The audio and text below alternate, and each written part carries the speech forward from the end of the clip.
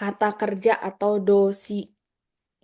Nah, ini yang paling susah Kenapa? karena ini nomor tiganya kosong. Apa itu nomor tiganya? Kok nggak ada sih? Yes, udah benar.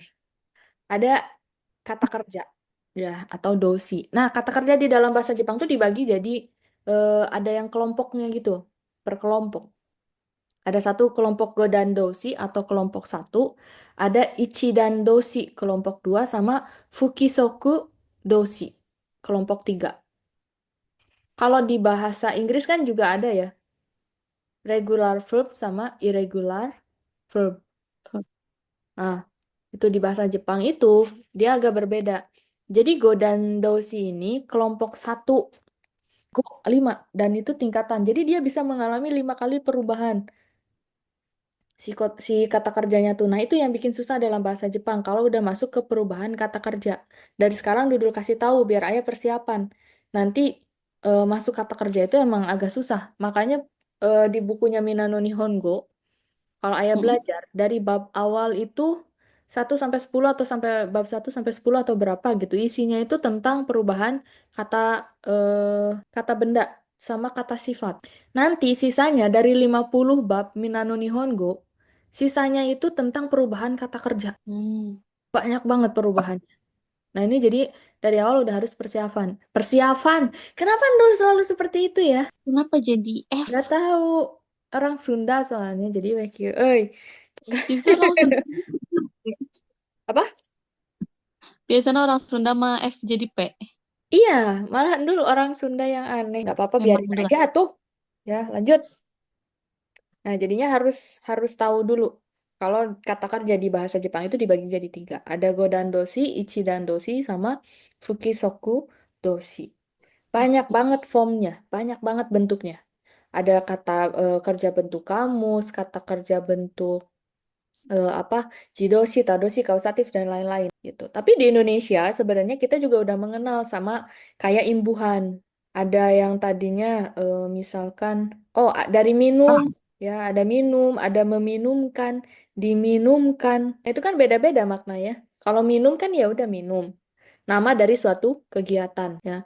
Kalau meminum itu berarti kegiatan aktif. Diminum berarti pasif.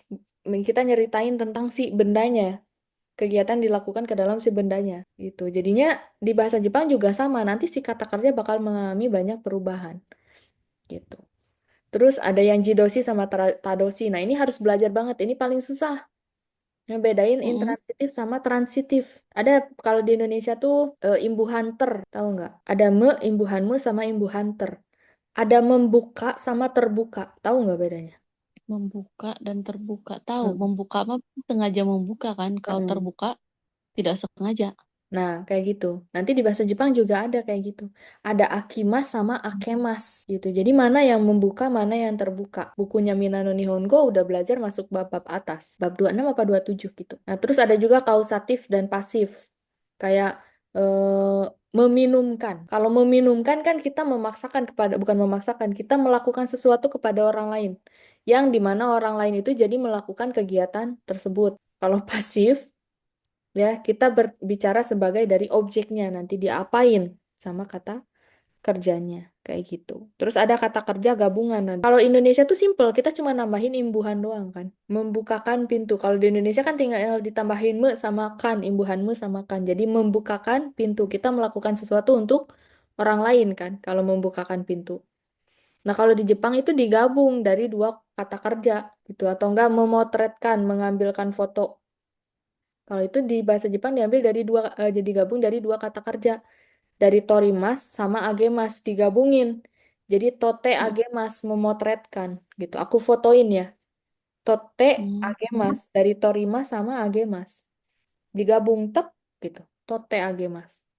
Nah, itu yang bikin proses belajar kata kerja dalam bahasa Jepang agak susah gitu. Terus kata dalam bahasa Jepang itu, yes, lanjut. Ada yang mau ditanya dulu nggak? Untuk sekarang tidak. Untuk sekarang tidak, ya. Nah, ini buat yang nonton. Andi, buat yang nonton. Buat yang nonton, jadi ini masih cara belajar untuk belajar gitu ya. Jadi ditungguin terus kapan nih Kosakatanya yang kata kerja mana, kata benda mana, itu nanti dulu. Yang penting tuh kamu punya cisikinya dulu. Cisiki itu punya ilmunya dulu, punya pengetahuannya dulu. Kalau udah punya pengetahuan itu bisa jauh lebih gampang. Kamu kayak misalkan gini, masak mie itu gampang. Masak mie instan, gampang kan? Tapi kalau Gampang. dikasih ke anak umur 3 tahun yang belum pernah tahu cara masak mie, pastinya susah, nggak ngerti caranya. Ya nggak? Makanya yang penting di awal itu cari tahu dulu pengetahuannya, sumbernya dulu, pahami dulu. Kita bakal belajar apa sih? Bahasa Jepang tuh seperti apa sih? Ya, jangan sampai pas masuk anak kalimat, belajar anak kalimat. Jangankan anak kalimat, ternyata ngebedain kata benda sama kata kerja aja ada orang yang masih belum bisa. Nanti di buku Minano Nihongo belajar perubahan kalimat menjadi bentuk negatif. Lah, perbedaan bentuk positif sama negatif aja nggak tahu. Jadi harus punya cisikinya dulu. Ya, kihon cisikinya dulu, pengetahuan umumnya dulu. Kalau udah punya mah, insya Allah nanti kesananya juga bakal tetap susah. Ada keiyoshi, kata sifat. Nah, kalau ini kata sifat. Kata sifat itu sesuatu yang menerangkan sesuatu. Jadi lebih ke kayak untuk menerangkan gitu. Kayak misalkan tinggi. Nah, tinggi itu kata sifat. Rendah. Rendah itu kata sifat. Karena bisa digunakan untuk menjelaskan sesuatu. Ya. Gedungnya tinggi. Nah, si tinggi ini kan menjelaskan karakteristik dari si gedungnya. Sifat dari si gedungnya ini apa tinggi. Mm. Orangnya cantik. Nah, cantik ini kan menjelaskan dari si orangnya itu. Makanya dia termasuk ke dalam kata sifat. Ip- Filmnya bagus. Nah, bagus ini kan menerangkan karakter dari si filmnya. Jadinya dia termasuk kata sifat. Orangnya tegas. Aturannya aneh. Nah, kalau di bahasa Jepang, kata sifat dibagi dua. Ini berdasarkan bentuknya aja. Ada kata sifat i, karena di belakangnya ada huruf i-nya. Setelah huruf kanjinya tuh ada huruf i-nya. Misalkan kayak kawaii. Ntar dulu tulisin. Kawaii. Ada i-nya di belakangnya. Kawaii. Nah, ini kanjinya kan. Setelah kanji ada huruf i-nya di belakang. Itu jadinya kata sifat i. Terus Mm. samui, misalkan dingin.